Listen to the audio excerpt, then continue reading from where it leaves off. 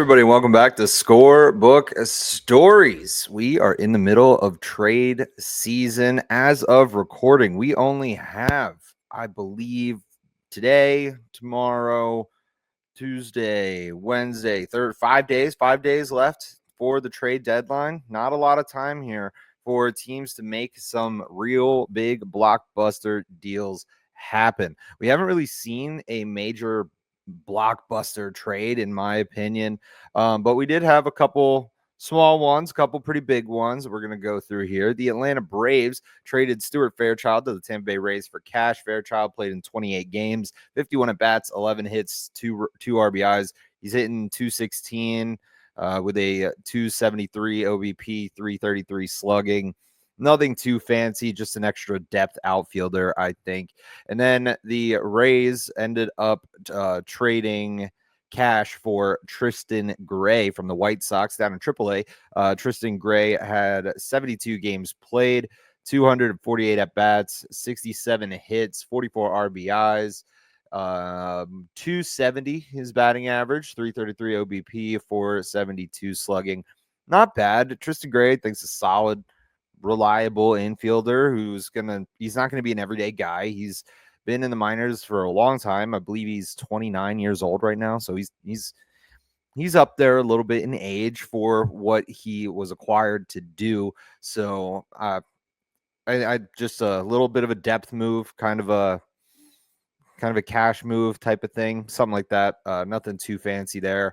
The Diamondbacks did make a trade. They traded Randall Grichuk to the Royals for right-handed pitcher Andrew Hoffman. Grichuk played 70 games, had 175 at bats, 42 hits, 22 RBIs. He's hitting 240 with a 277 OBP and a 457 slugging. While Hoffman, on the other hand, has pitched in 3 games and 4.2 innings. He allowed 7 hits, 6 runs, 2 of them earned, 4 walks, 5 Ks, and he has a 3.86 ERA. Nothing too fancy. I think this trade was just to add a little bit of reliable depth to the outfield for the Royals. That's pretty much what I think this is doing. I think the Royals definitely see Jack Caglione as their future first baseman, but right now Vinny Pasquantino is he's playing so well, and they can't have Vinny Pasquantino on the bench right now. There's just no way that would be a good idea under any circumstances, unless Vinny's injured. If Vinny can't go on the field, then I understand.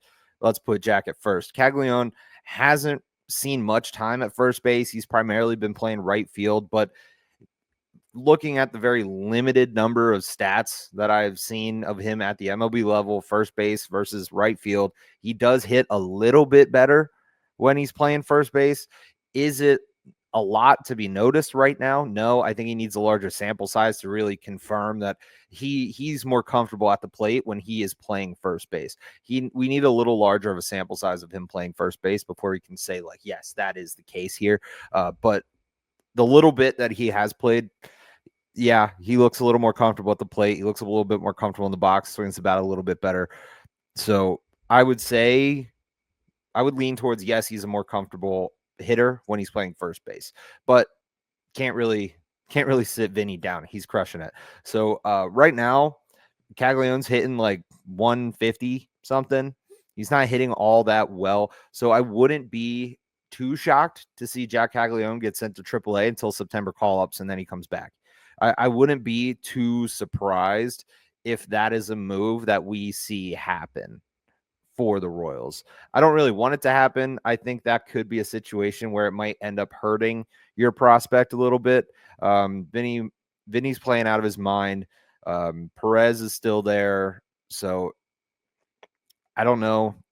I really don't. Caglione's not awful in the outfield either. Defensively, he has, I think, made 1 or 2 errors, which I don't think is bad. It happens sometimes. I don't think it's a bad thing, but he needs to get his bat a little bit more efficient, and he needs to be able to hit MLB pitching.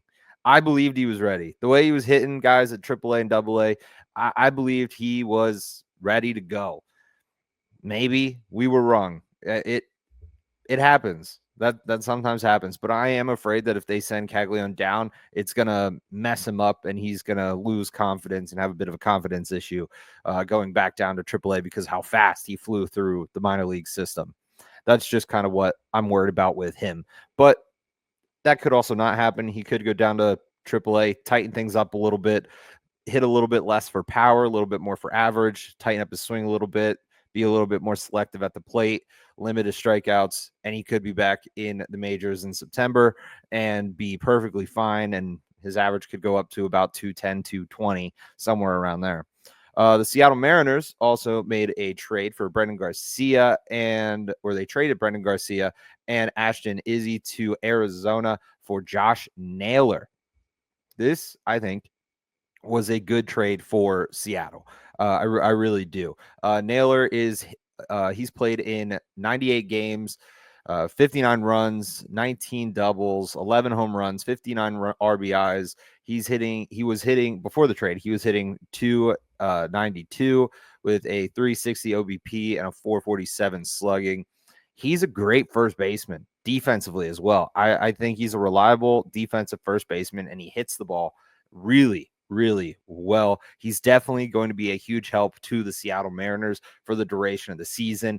Watched him play a little bit in his first game or two in Seattle. He looked fine, looked comfortable, pretty efficient.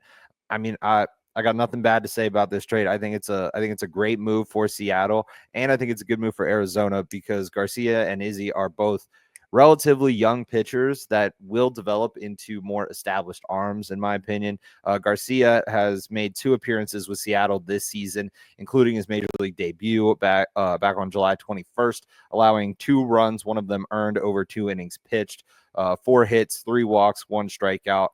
Still needs a little bit of stuff to work on, but he's not awful. Down in Double-A in 32 relief appearances. Between Double-A and Triple-A, excuse me. 24 games in Double-A, 8 games in Triple-A. He is 4-5 with 5 saves, and he has a 3.51 ERA. Through 33 and 1 innings pitched. He's allowed 13 earned runs total with 42 strikeouts and only 17 walks. So he has strikeout capability. He maybe just a little bit nervous, not entirely sure what was going on when he got to the major leagues. Better hitters that are smarter with their pitch selection, stuff like that is probably what he just needs to adjust to. Garcia is going to be a pretty solid and reliable mount for Arizona next year, probably. Izzy's 21 years old. He in 12 appearances, 12 starts for High A Everett Aqua Sox this season. He's 2-4 with a 5.51 ERA, with 29 earned runs through 47 and a third innings pitched, 21 walks, 56 strikeouts, 10.3 strikeout per 9 rate.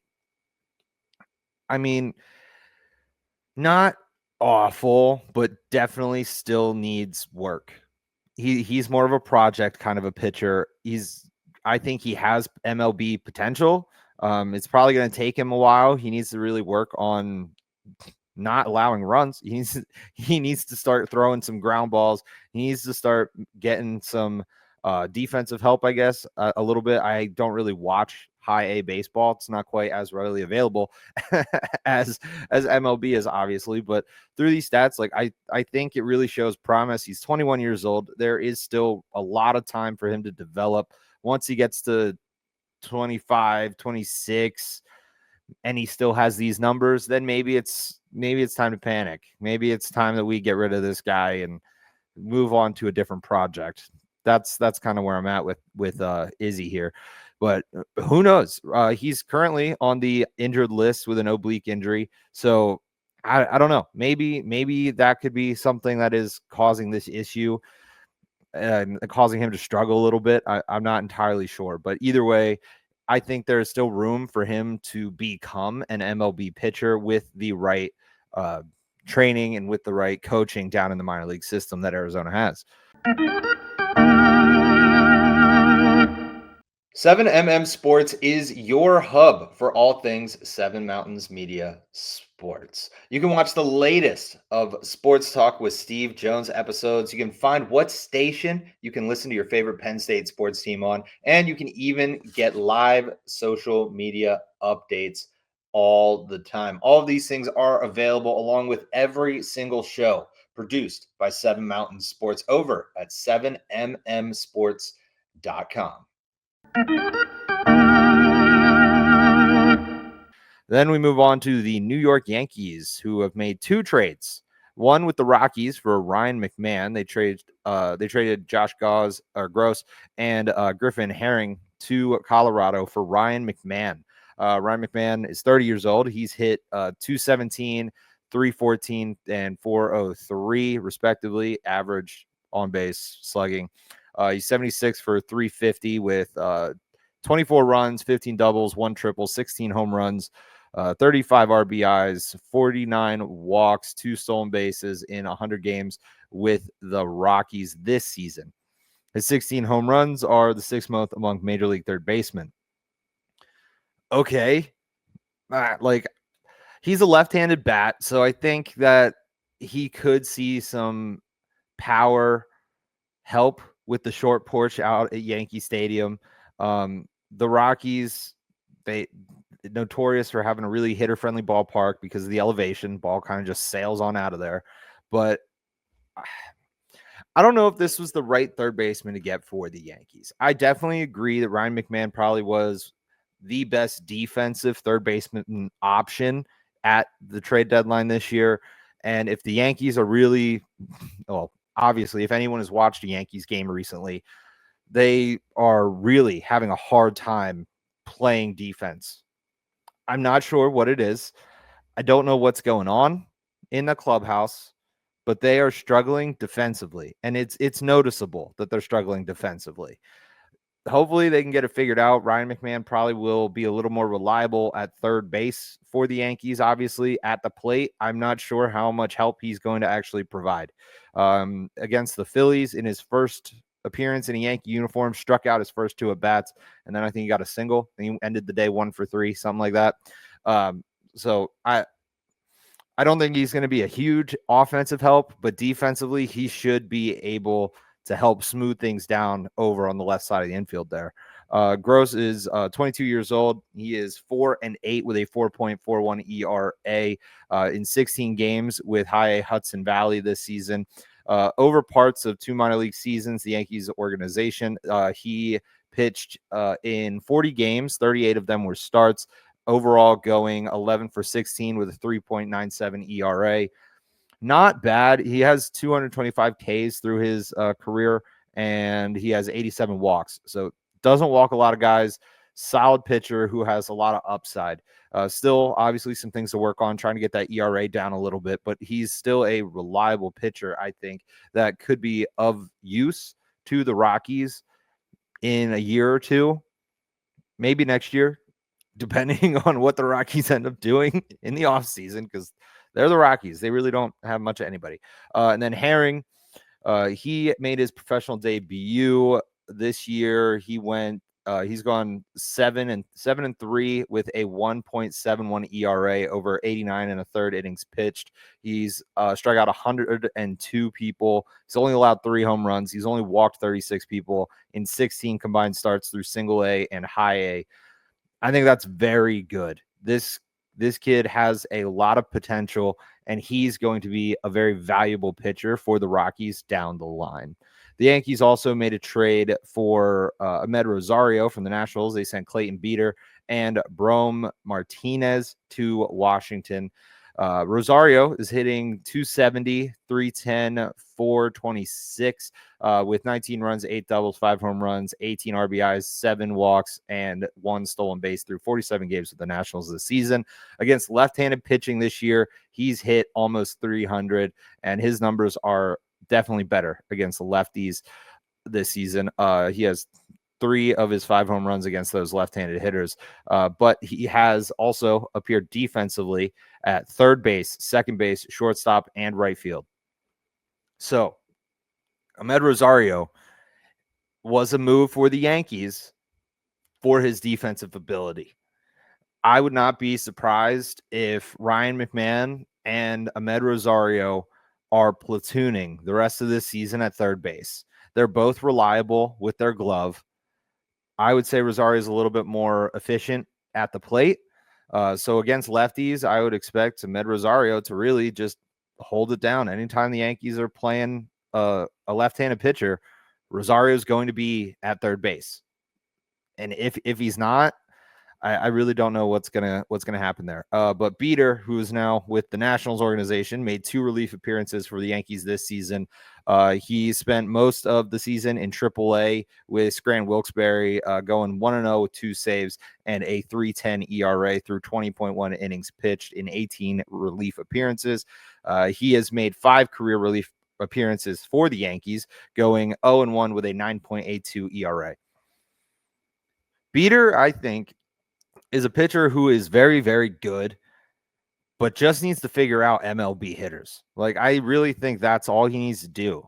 He's lights out, I think, in AAA. I've watched him pitch in AAA a couple times, and he's pretty solid, very reliable, very strong. He has good movement, has good velocity, but when he gets up to the Yankees, he just struggles. He misses his spots. I don't know if it's just the bright lights of New York, because that is quite obvious with a lot of players in the past that happens. They just something happens when they get to New York and they just can't handle wearing the pinstripes. It's really weird.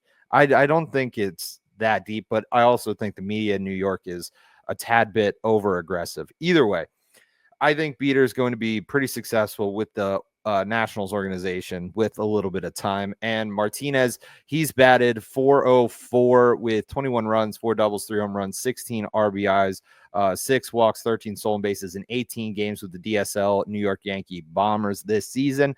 Over parts of 2 minor league seasons in the Yankee organization, he has hit .320 with 42 runs, 8 doubles, 3 home runs, 35 RBIs, 21 walks, 34 stolen bases, and 50 through 56 games. He's going to be a pretty solid ball player, in my opinion. I think he's solid. He plays hard. He's a good outfielder. I think this was a overall very level trade. The Yankees, I know last episode we talked a little bit about the Yankees and how they really need some big name star, and I think that they are saving whatever prospects that they can to use for that big name pitcher. I think they're going to go after pitching heavy the rest of this week. That's where I think the Yankees are looking after seeing the McMahon trade and now this Rosario trade. I definitely think the Yankees are going to be aiming for starting pitching and bullpen help. That's probably the move. And now, as long as they can get through this deadline and keep Spencer Jones and George Lombard Jr., I think it's a success. If they can hang on to those 2 players, I think the Yankees deadline will be okay. Those 2 prospects, I think, are the only 2 that should be off the table for all trades. The problem is, how long are we going to have to wait to see Spencer Jones in a Yankee uniform? Because he is crushing it in the minors right now, but there's nowhere for him to go.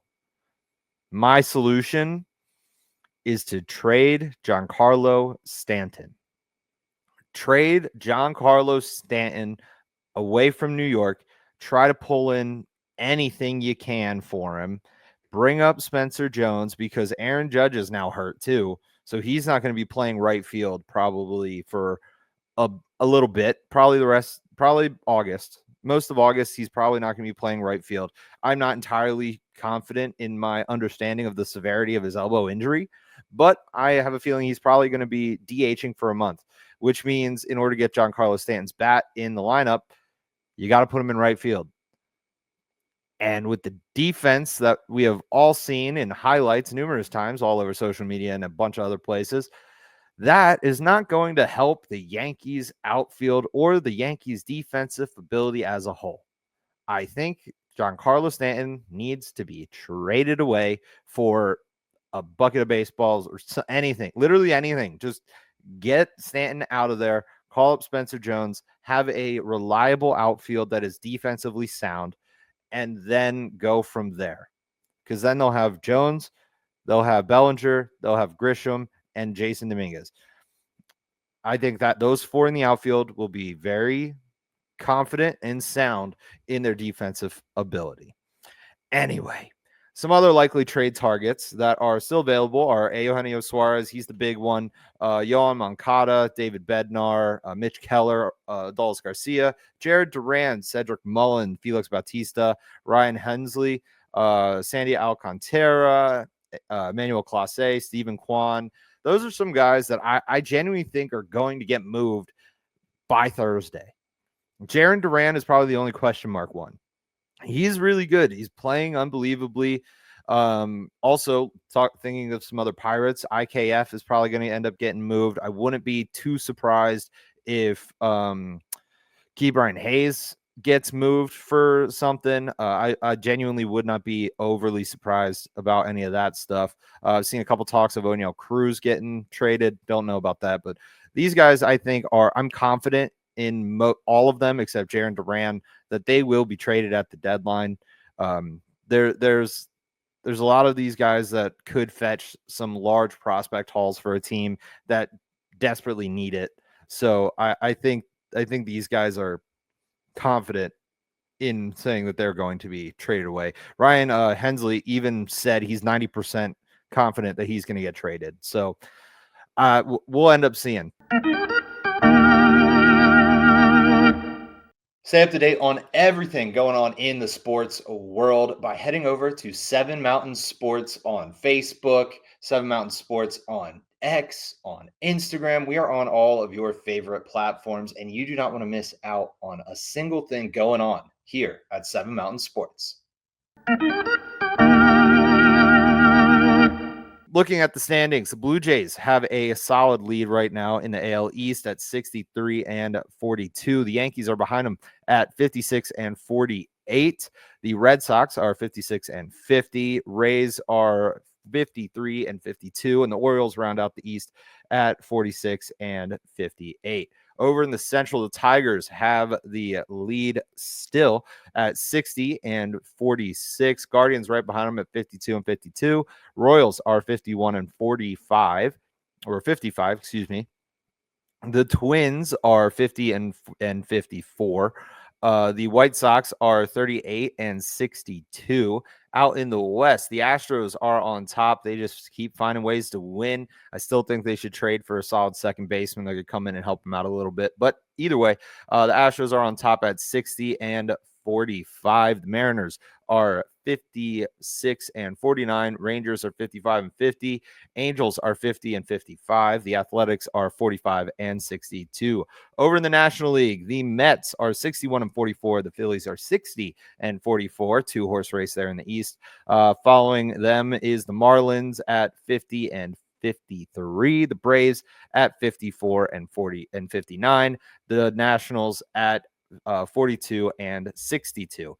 In the Central, the Cubs and Brewers are right next to each other, battling it out. 61 and 43 for both clubs, if I am not mistaken. I think I read that correct, which was absolutely wild to me that there's a tie for first place right now, and they're going to be playing each other very, very soon. I'm just blown away by the absolute fire that the Brewers have been on lately. They're absolutely crushing it. It's an incredible race in the Central right now. They're doing so well, and the Reds are even performing pretty well. They're 55 and 50 right now. Cardinals are 54 and 52, and then the Pirates are just kind of there at 43 and 62. Out in the West, the Dodgers are 61 and 44. Padres are 56 and 49. The Giants are 54 and 51. Diamondbacks are 51 and 44, and the Rockies are still a team somehow. They're 27 and 77. Absolutely terrible. They're just not good. They're not good at all. Anyway, moving into some of our statistical leaders, we have Aaron Judge at 342, leading the batting average. Will Smith's right behind him at 325. Jeremy Pena's hitting 322. Jonathan Aranda is hitting 315. Jacob Wilson is hitting 312. He's had a bit of a rough start coming out of the All-Star break here. When it comes to hits, Aaron Judge still in front with 129. Trey Turner has 125 hits. Bo Bichette 121. Jackson Trio has 119. Manny Machado and Bobby Witt Jr. both have 118 hits. When it comes to home runs, Cal Raleigh is in the lead still with 40. Shohei Ohtani is at 38. Aaron Judge at 37. Kyle Schwarber's at 36, along with Eugenio Suarez. Pitching leaders, Paul Skeens continuing to dominate, just can't seem to win ball games because he has no run support. Anyway, he's on top of the ERA leaderboard right now with a 191, followed by Tarek Skubal with a 209. Matthew Boyd has a 220. Garrett Crochet has 223, and Jacob deGrom has a 228. In strikeouts, Garrett Crochet leads the way with 175. Tarek Skubal has 171. Zach Wheeler has 164. Hunter Brown has 149. And Dylan Cease, Mackenzie Gore, and Logan Webb all have 144. Over in saves, out of the bullpen, Robert Suarez is leading the way with 30 saves. Josh Hader is 27. Carlos Estevez is 26. Manuel Clase has 24. And Jeff Hoffman also has 24 strikeouts. Great ball players that are continuing to do very, very well. I would not be surprised if Aaron Judge starts to slip out of the top spot of a number of these statistics, not just batting average, hits, and home runs. Depending on how long he's out or if he's able to DH. Those are the kind of things that I'm not really sure where he's going to end up going, but we're going to have to find out throughout the rest of this week and going into the rest of the season. Now it is time to dive into the pitcher and player of the week. Storied pitcher and player. The storied pitcher is Kevin Gausman. 2 games started, 1 win, a .69 ERA, 13 innings pitched, 47 total batters faced, 1 earned run allowed over his 2 starts, and 3 walks along with 18 strikeouts. Great. Those are 2 quality starts. Unbelievable pitching by Kevin Gausman, and he's a big reason as to why those Blue Jays are doing really, really well. The Blue Jays have been outperforming their expectations a lot recently, and I'm pretty shocked, if I'm being honest, pretty shocked that the Blue Jays are performing the way they are, but it is fun to watch still. The player of the week is Nick Kurtz. He played in 7 games this year. This year. He had 7 games played this week, 32 plate appearances, 17 hits, 5 singles, 7 doubles, 5 home runs, 9 runs, 12 RBIs, and he had a batting average of .607. That is an unbelievable week. On Friday alone, this guy went 6 for 6 with a single, a double, 4 home runs, 6 runs, and 8 RBIs. Nick Kurtz is going to be a constant threat for teams playing the A's if this young core is able to be kept together or is chosen to be kept together by the front office for the Athletics. Nick Kurtz is going to be a cornerstone of this organization. Him, Lawrence Butler, Jacob Wilson, these guys are unbelievable. And if they can continue to find ways to build around these young stars, the A's are probably going to be a playoff organization in the next couple years. But they need to try to maintain this momentum that these young stars have, maintain this young core that they have, and build around it to improve the roster where they can, which is why I think they need to continue to be light sellers here going into the trade deadline. If they sell some of these top stars for younger prospects, that's not going to help this organization at all. They need to be really picky and pick and choose who they're going to trade and be very specific in what you're trying to bring in to help this team improve if they make any trades at the deadline. Games to watch this week. Mets are at the Padres, 2 teams that are fighting to get that number 1 spot and keep that number 1 spot. That is just going to be a great all-around series to watch. Great pitching on both teams. Hitting seems to have been pretty consistent among both teams lately. So let's see if they can keep that up and put on a fireworks show on the ball field during that series. The Rays are going to be at the Yankees. Hopefully the Yankees get everybody settled down and can get themselves back on track against the Rays and try to make it competitive for the division and not let the Blue Jays just absolutely run away with it. The Cubs are going to be taking on the Brewers. They are tied, as we talked about. So that's going to be a very, very important series for how the NL Central is going to shake on out. And finally, we have the Tigers at the Phillies, two top teams going at it. Who wouldn't want to watch that? I can't wait for this week of amazing baseball. Keep an eye on all of our social media platforms on Seven Mountain Sports on TikTok, Instagram, Facebook, X. As a major trade or something like that breaks, I'm going to do my best to make a video, put it up, and let everybody know, give you my thoughts, things like that. So keep an eye on our socials all week long for emergency breaking news announcements from me here at Scorebook Stories. Make sure you go back, listen to any other episode that you may have missed of Scorebook Stories, and head over to sevenmountainsports.com to check out all of the sports options and sports content that we have to offer you right here on Seven Mountain Sports. Don't forget to subscribe to us on YouTube over here. Maybe. I don't remember. Either way, subscribe to the YouTube channel, hit the notification bell so you never miss an episode of Scorebook Stories, Sports Talk with Steve Jones, or Seven Mountain Sports on Demand.